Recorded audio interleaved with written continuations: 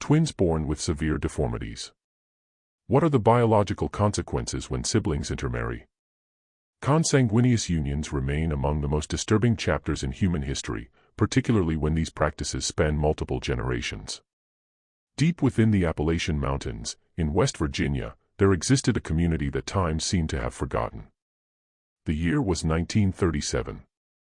The nation was still grappling with the aftermath of the Great Depression.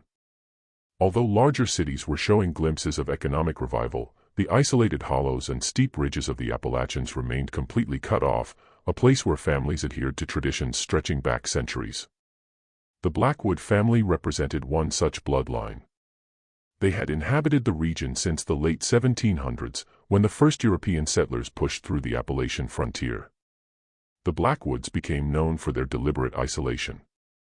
As years passed and other families migrated toward urban centers seeking better opportunities, the Blackwoods stayed put, gradually becoming what could be described as a genetic island surrounded by mountains.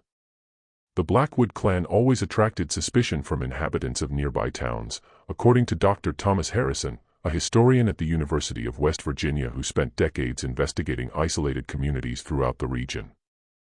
They rarely descended from the mountain except to barter furs and handmade goods for necessities. Marrying within the family became standard practice, not through conscious intention, but as an unavoidable result of their geographic and social circumstances. The Blackwood property existed as its own closed universe.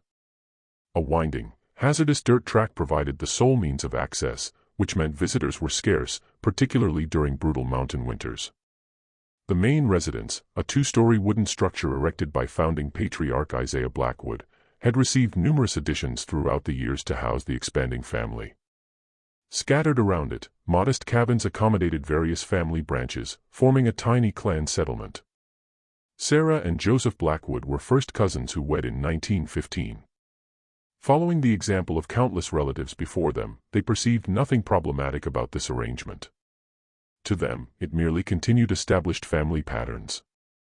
Their initial children arrived without obvious complications, though some displayed below-average height and mild learning difficulties. In 1929, as the Great Depression began, Sarah delivered twins, whom they named Eleanor and Edward. From their first moments, it became clear something was terribly wrong. The local physician, who seldom visited their community, received an urgent summons. What he encountered left him profoundly shaken, as documented in his medical journal discovered years later. "Never have I witnessed such deformities in newborn infants. These children exhibit severe cranial malformations with heads of disproportionate size.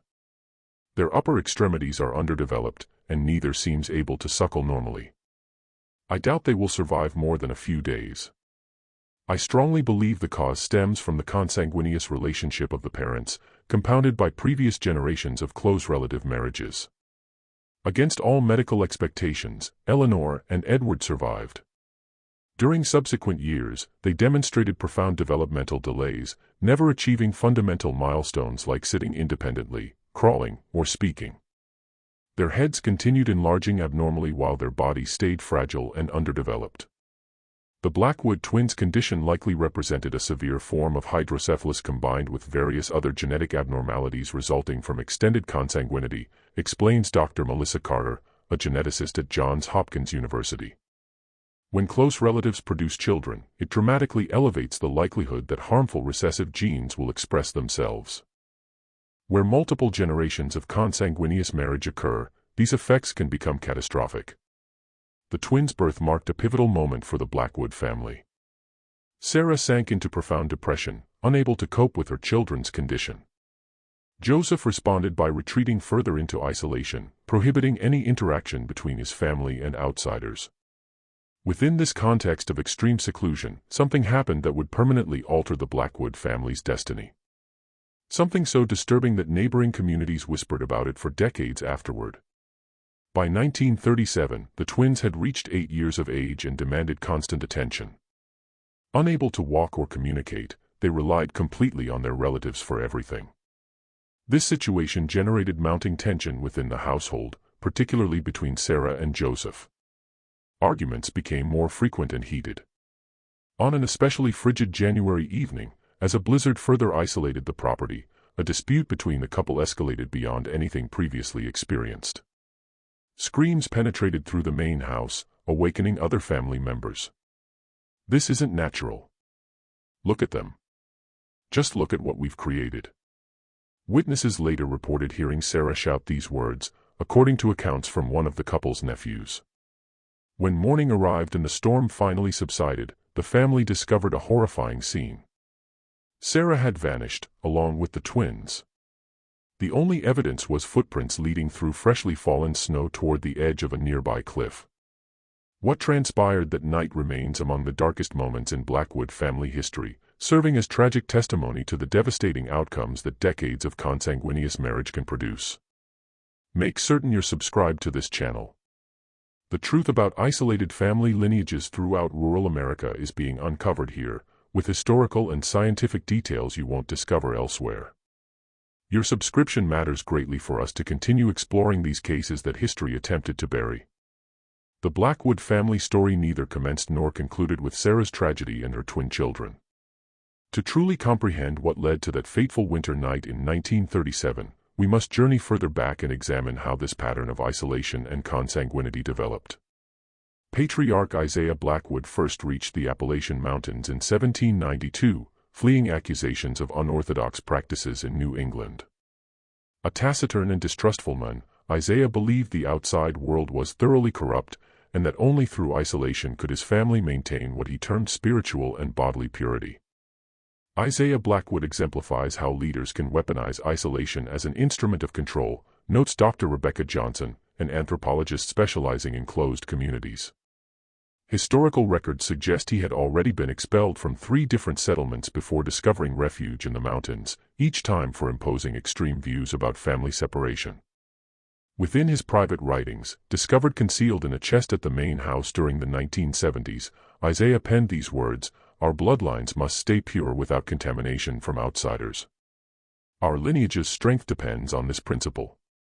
This distorted perspective transmitted through subsequent generations as unquestionable doctrine. By the 3rd generation, Blackwoods rarely married anyone outside the family. Cousin marriages became routine, and occasionally even closer relationships occurred. Problems emerged gradually. During the 1850s, local records mentioned that Blackwood children displayed concerning peculiarities, including reduced stature, visual impairments, and cognitive challenges. However, the family attributed these issues to curses or divine testing, never questioning their marriage customs. What we're observing represents a classic illustration of how isolation can generate genetically hazardous practices, states Dr. Howard Miller, a Princeton University geneticist. Consanguinity's effects accumulate over time. A single generation of cousin marriage might produce minimal consequences. However, when this pattern repeats across 5, 6, or 7 generations, the likelihood of serious genetic abnormalities multiplies exponentially. Returning to Joseph and Sarah Blackwood, first cousins who were direct descendants of 6 generations of consanguineous unions, conditions were ripe for genetic catastrophe.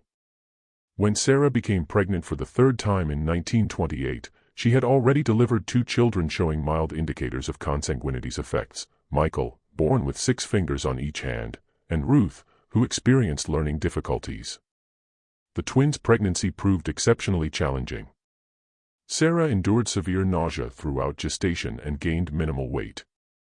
The delivery, occurring during a snowstorm that prevented the doctor from attending, was managed solely by older women within the family. Eleanor emerged first, followed by Edward 20 minutes afterward. The shock was immediate and overwhelming. Beyond their disproportionately large heads, the infants displayed numerous deformities. Their eyes were set widely apart, their lips showed fissures, and their fingers were fused together. Even more unsettling, the twins appeared to mirror one another. Eleanor exhibited more pronounced abnormalities on her body's right side, while Edward showed them on the left. This phenomenon is called genetic complementarity, which is particularly concerning in twins resulting from consanguineous unions, explains Dr. Carter. It's as though the compromised genetic material distributed itself between the 2 fetuses, producing mirrored patterns of malformation. This occurrence is extremely uncommon but well documented in medical literature, especially within genetically isolated populations. As the twins matured, their conditions grew increasingly problematic. At age 3, they remained unable to sit without assistance. At 5, they had developed no comprehensible speech, though they appeared to understand simple directions. Most disturbing was their extraordinary connection to each other. When separated, even by something as simple as a wall, they became extremely agitated, emitting distressed cries until reunited. This type of bond between monozygotic twins is already common among healthy pairs. However, in cases involving compromised neurological development, it can manifest even more intensely, observes Dr. William Tennant, a pediatric neurologist who examined what little medical documentation existed for the Blackwood twins decades later. Accounts suggest Eleanor and Edward possibly shared a form of nonverbal communication incomprehensible to other family members. The twins' condition steadily worsened. At 7 years old, Edward began experiencing frequent seizures. Eleanor developed severe scoliosis, further limiting her already restricted mobility. The responsibility for their care fell mainly on Sarah, as Joseph spent increasing amounts of time away, working family fields or hunting in the mountains. A distant cousin named Daniel Blackwood, who occasionally visited the property bringing supplies, left a disturbing journal entry dated November 1936. I stopped by Joseph and Sarah's today. Things grow worse with each visit. The children have gotten larger, harder to handle, yet remain equally dependent. Sarah resembles a ghost of her former self. Her eyes appear hollow, vacant. When I suggested taking the twins to a Charleston specialist, Joseph erupted in anger. "No outsider will ever touch my children," he yelled. "I'm afraid of what might happen in that house." The nearest neighbors, the Patterson family living approximately 5 kilometers away, reported hearing screams emanating from the Blackwood property with growing frequency during the winter of 1936-37. On one occasion, Martha Patterson encountered Sarah wandering alone through the forest, muttering incoherently to herself. She kept repeating something about cleansing the bloodline and ending the suffering. Martha later recalled, "I attempted to bring her home, but she declined my assistance. I should have pushed harder. Maybe I could have prevented what came next." That terrible winter of 1937 ranked among the harshest ever recorded in the Appalachian Mountains. Successive snowstorms further isolated the already reclusive Blackwood household. Within this atmosphere of extreme isolation, unbearable psychological strain, and absolutely no external support, disaster became unavoidable. The morning following Sarah and the twins' disappearance dawned clear and bitterly cold. The snow had ceased, leaving a pristine white blanket covering the Blackwood property. Joseph's younger brother Thomas first noticed the tracks leading through snow from the main house toward the cliff called Devil's Leap, a precipice dropping more than 80 meters to the rocky river below. "Something's not right," Thomas announced upon finding his brother in the kitchen. "Sarah and the children aren't inside, and there are footprints heading toward the cliff." What followed was desperate searching. Joseph, Thomas, and 2 cousins followed the tracks through snow. Following them proved easy, as they remained clearly visible, adult footprints accompanied by drag marks suggesting Sarah had carried or pulled the helpless twins. The tracks terminated abruptly at the cliff's edge. No struggle marks appeared, just an area where snow had been compressed, indicating someone had stood there for some time. "She stood right here," Joseph whispered, kneeling in the snow. "She stood here looking down." Recovery efforts for the bodies commenced immediately, though conditions made progress nearly impossible. The river remained partially frozen, its banks snow-covered, and the steep terrain made descending extremely hazardous. 3 days passed before they discovered the first body, little Edward, wedged between rocks roughly half a kilometer downstream. The cold had remarkably preserved him, his eyes open, fixed on the gray winter sky. Eleanor's body turned up the following day, farther away, almost completely buried in snow along the riverbank. Sarah remained missing for another 2 weeks. When they finally located her, everyone was stunned. Her body wasn't in the river or along its banks, but inside a small cave on the cliff face approximately 20 meters below the summit. Somehow, she had survived the initial fall and dragged herself to the cave's shelter, where she ultimately perished, likely from combined injuries and extreme cold exposure. Most disturbing was what they discovered with her, a diary protected inside a waterproof bag containing her final words. The pages bore stains of blood and tears, but the writing remained legible. May God forgive me for what I've done. I couldn't bear watching my angels suffer any longer. Each day grew worse. Edward had 3 seizures yesterday. Eleanor won't stop crying. I know this is our fault. Our blood carries a curse. Generations of sin have brought us here. I tried loving my children as best I could, but love isn't enough against what we've done. Now I understand what my grandmother tried telling me before I married Joseph. The blood needs new life, she said. But I wouldn't listen. Nobody listened. And now my babies pay the price. No hope exists for them in this world. I can only pray they discover peace in the next. May God have mercy upon our souls. Local authorities looked into the case, but in isolated communities like that one during the late 1930s, such family tragedies rarely received more than superficial investigation. The official ruling was accidental death, though everyone involved understood this was clearly a case of maternal despair culminating in unimaginable tragedy. Joseph Blackwood never recovered from his loss. During subsequent months, he grew even more reclusive, frequently sleeping in the empty room that had belonged to the twins. Neighbors reported hearing him speak as though the children remained present. The Blackwood family story represents one of the most extreme examples of prolonged consanguinity's impact, states Dr. Miller.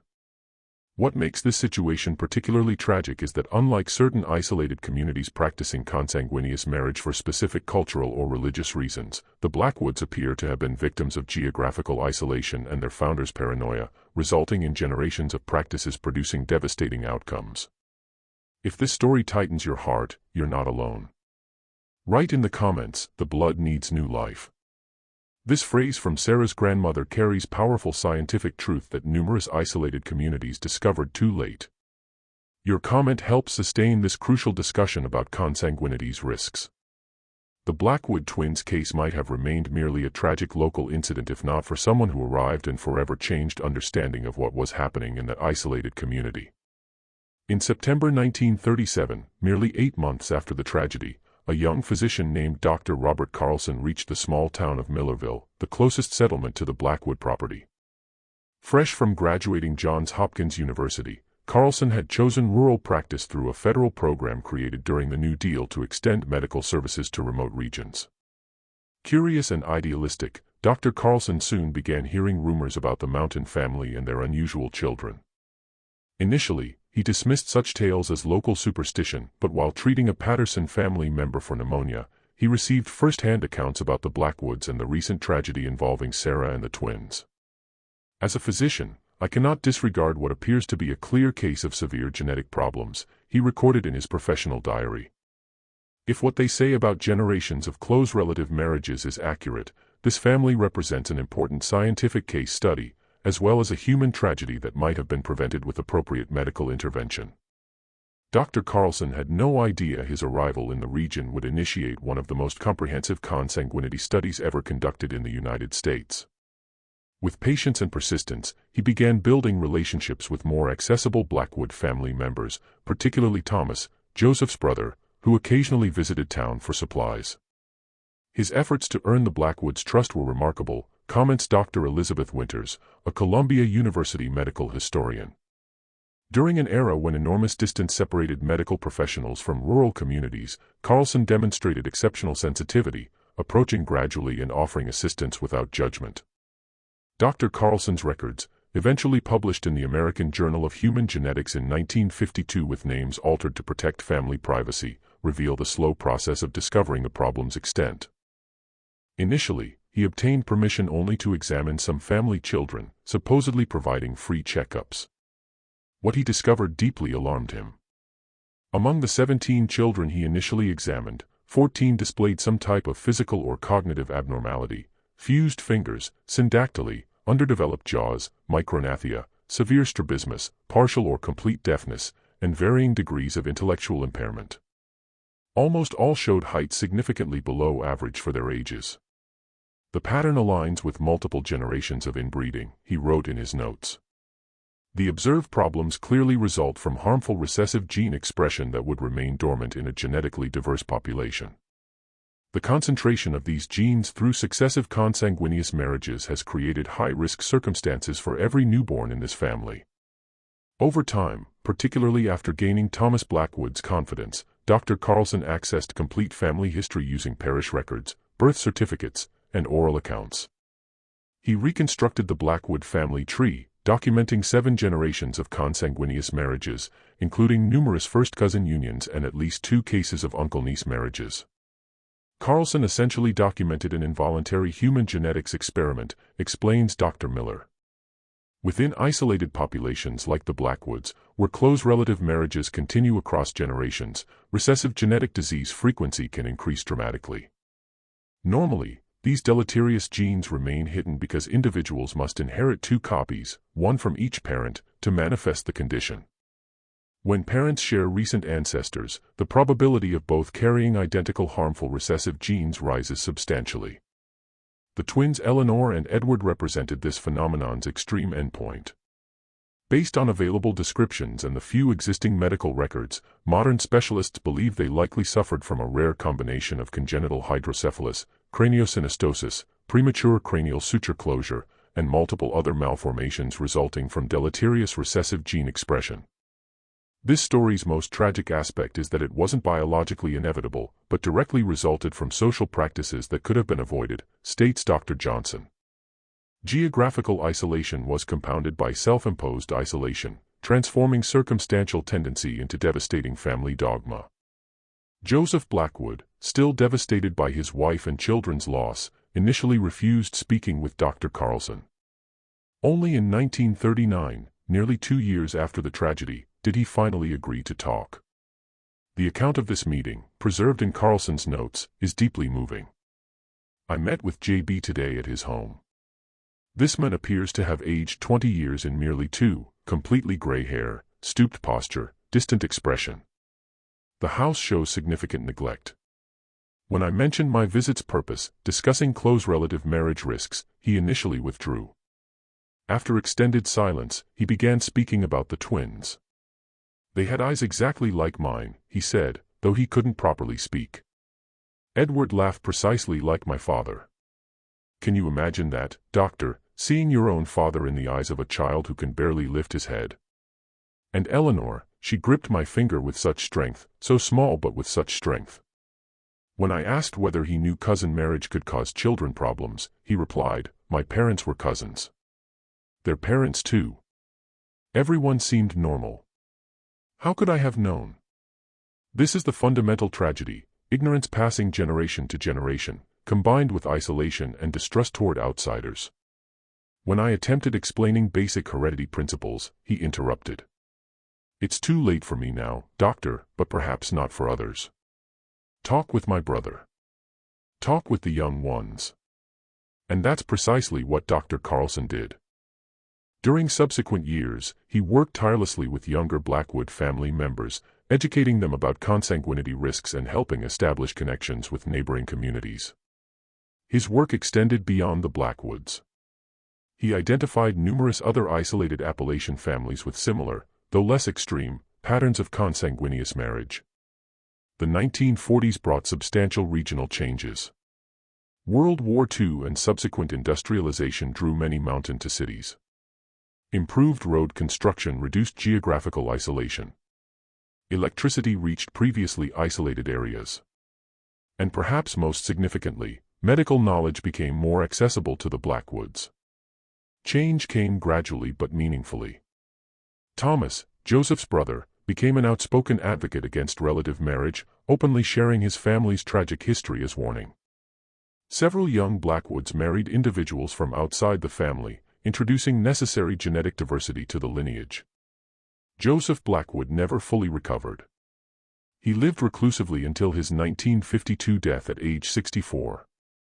During his final years, he permitted Dr. Carlson to document complete family history, conditionally that real names would be changed in any publication.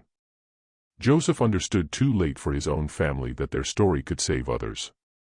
Carlson wrote after their final meeting, he told me, "Tell the truth, doctor. Tell it so no one else experiences what we experienced." The Blackwood family's legacy extends far beyond their personal tragedy. Dr. Carlson's study, published under the title, Effects of Prolonged Consanguinity in Isolated Appalachian Populations, became a reference work in population genetics medical literature. Although exact names and locations were altered protecting family privacy, the compiled data provided valuable insights into heredity mechanisms and specific risks associated with recurrent consanguineous marriage. Carlson's work was pioneering, states Dr. James Wilson, Harvard Medical School professor of medical genetics. During an era predating human genome mapping, when genetics understanding remained rudimentary, he successfully documented inheritance patterns and clearly demonstrated how certain conditions manifested with increased frequency in lineages showing high consanguinity degrees. Dr. Carlson's collected data revealed that within the Blackwood family, congenital anomaly incidence was approximately 17 times higher than general population rates. Most common conditions included polydactyly, extra fingers, present in 23% of children, syndactyly, fused fingers, present in 18%, microcephaly, abnormally small head, 12%, hydrocephalus, fluid accumulation in brain, 7%, intellectual disability of varying degrees approximately 45%, congenital deafness 19%, cardiac malformations 14%. What makes Carlson's study so valuable is that he followed the family for over a decade, documenting how introducing new genes through marriages with unrelated individuals began reducing these conditions' incidence in subsequent generations, explains Dr. Carter. Indeed, among children born between 1940 and 1955, following Carlson's educational efforts with the family, congenital anomaly incidence dropped dramatically. Of 28 children born during this period, only 6 displayed any conditions previously common in the family, and even these were milder in nature. The Blackwood story eventually transcended purely medical realms, becoming a case study for anthropologists, sociologists, and historians interested in isolated community dynamics and cultural belief impacts on marriage practices. What happened to the Blackwoods wasn't simply individual decisions result, but rather complex interweaving of geographical isolation, specific cultural beliefs, and scientific information inaccessibility, observes Dr. Johnson.